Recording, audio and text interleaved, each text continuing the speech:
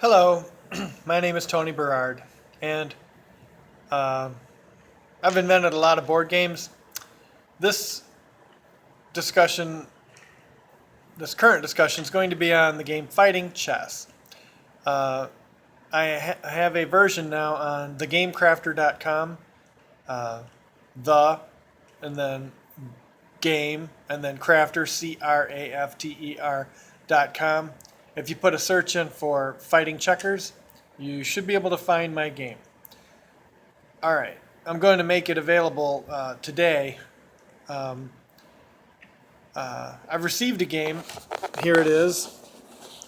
When you order it, you're going to get 40 white cubes, 40 black cubes, 5 white stars, and 5 black stars. And so the regular checkers are going to be these cubes, and the kings, when you promote one, you'll use a star piece instead of double stacking the cubes. And you'll get a board like this. Observe it goes A, B, C, D, E, F, G, H, I, J. Those are for the files.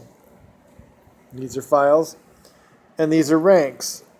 1, 2, 3, 4, 5, 6, 7, 8, 9, 10. That's a rank. That's the 10th rank, the 9th rank, and so on. This labeling is from White's perspective. So White's pieces are going to be on this board, this side of the board. Black's pieces are going to be on this side of the board. And so if Black makes a move, say from here to here, that would be A6 to A5. If White makes a move, say from here to here, that would be A4 to A5. Something like that. All right. So a checker piece, we use a cube, is going to, a cube, so if I'm white and I'm going this way, this checker can go forward diagonally to the 2 black squares or straight ahead to the white square. Something like that. Or that. Of course, you center it. And so the checker piece can also do a vacant hop. 2 spaces. So from there to there, or from there to there. If it was on a white piece, it would be from there to there, from there to there, or from there to there. A piece doing a vacant hop, the turn is finished for that piece. You can also engage in multi-jumps or single jumps. But if you can go farther, then you can go farther. Like say this was the situation. You could jump your own pieces. So this piece jumped over this piece. When you jump over your own piece, you don't take the piece. But if you jump over an opposing piece, then that piece is captured. So that would be a double jump, and Black would lose a piece. Like that. If, suppose we had a choice. So this piece could go here, and then continue on to here, or to here. Like so. And when you capture a piece, you take it off the board. Now, suppose we had something like this. Let's move them back a little bit to give them a little more room. Say we have this. So now White could go here, jumping his own piece, then here. When you jump an opposing piece and you're going to continue, you could take your hand off the piece and remove Black's piece. And then re-grab the piece and continue on with the multi-jump. And then remove the piece. Since this checker made it to the final rank, you can turn it in for a new king, which is now a star piece. This star piece does everything the regular piece can do except all 8 directions, not just the 3 directions. And so that's the power of the king. And then on the other issue is on white's first turn, white only gets to move one checker under these rules. Black's turn, black can move two checkers. The first checker moved must happen. You are required on your turn to move at least one checker. You have the option of moving a second checker as long as it is a different checker than the first checker. All right, I'm going to pause the video for a moment and then resume with the board setup. Okay, I've restarted the video now that I've got the board all set up. Here's black's pieces. You see they are occupying the back 4 ranks. And here's white's pieces. They're occupying the front 4 ranks. And so white gets to make one move. And so let's say white does this for the first move. So hopping over his own piece. Nothing can be captured because this is a double thing. If black hops over his own piece, he's within range of jumping over this piece, but because there's 2 pieces back to back, he can't jump over 2 pieces. So these pieces are safe. So then now it's black's turn. Since black gets to do 2 turns, black might do something like, let's say,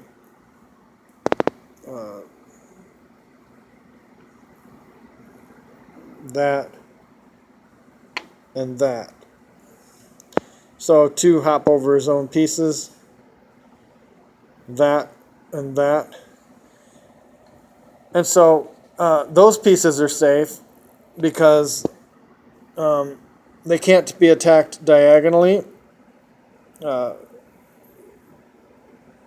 Here, it can't jump because it's that way.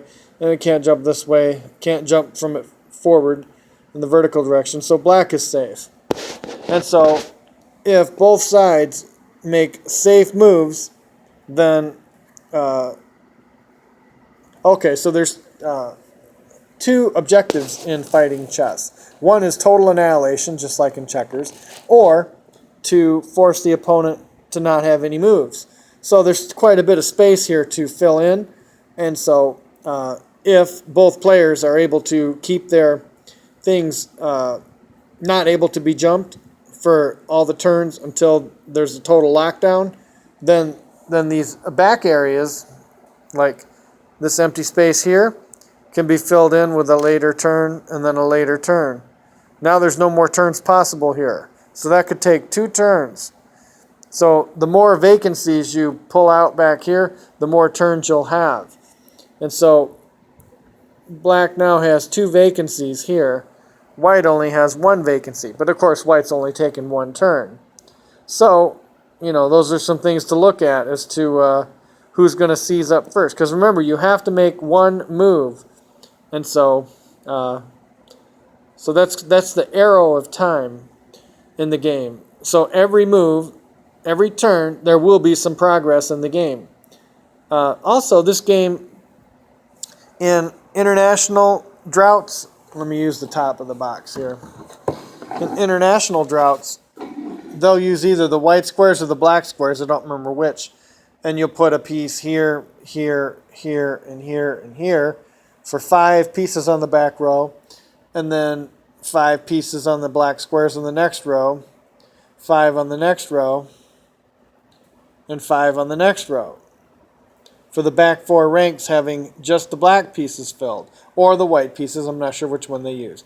And same thing with black, the back 4. So each side will have 20 pieces. And so only half the board is being used. And since the pieces only stay on the black squares, I don't know if they can even jump. No, they won't be able to jump like that. So they only go diagonally the whole game long. So they're missing out on the other direction. Anyway, the increases in complexity I've made. Fighting, or international droughts, on the box, it says fighting checkers, an upgrade to checkers and International Droughts, invented by Tony Berard. That's me. International Droughts is played on a 10 by 10 grid like this, and you get 20 pieces per side, and you move according to the rules of International Droughts. So this is a major upgrade to International Droughts. The complexity of International Droughts is substantially less than chess. The complexity of fighting checkers is, well, I won't say substantially, but it's about 10 times the complexity of chess, as measured by the number of possible board positions. And so, all right. So anyway, it's a little bit more complex than chess. So some people play checkers because it's an easier game. Well, now they can play fighting checkers, and it'll actually be a harder game, a more complex game.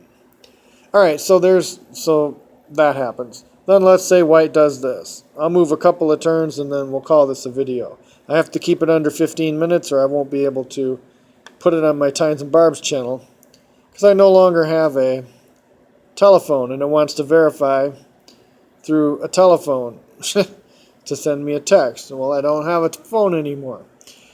All right, so it has to be kept under 15 minutes. So let's say white does that. Well, now white is still under lockdown, so now these pieces can't move. And if this continues on with neither side giving, wait a minute, there is a way. Look at that. And there's a weakness here I didn't notice, right there. If white can land here,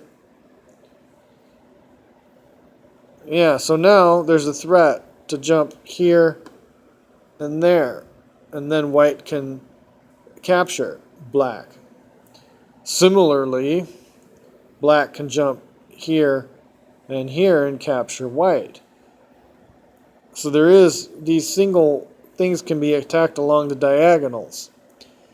All right. Well, anyway, that shows a hole. The other possibility is to do a vacant hop. So something like this for your first move, and then you can do something like this, to attack along that way. Of course, you can't jump, but I'm just illustrating that a vacant hop can set this piece up for a different checker piece to jump it. Like this checker piece could jump it if that one wasn't there. So that's what I'm illustrating. So these vacant hops are pretty powerful setup moves for the 1-2 punch, because now you can set up your own things. All right, so, and even this. So here's one that does work on this position. That could be the first turn, and then that's the second turn. So that could be black's turn. Let's say that is black's turn. I only got about another minute or so. So what would white do? Well, I suppose white could do this. Capture for one turn, and then capture for the other turn. Oh, we can keep going.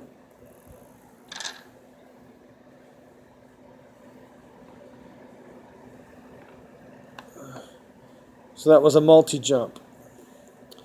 So that was pretty cool. Got to see some cool stuff.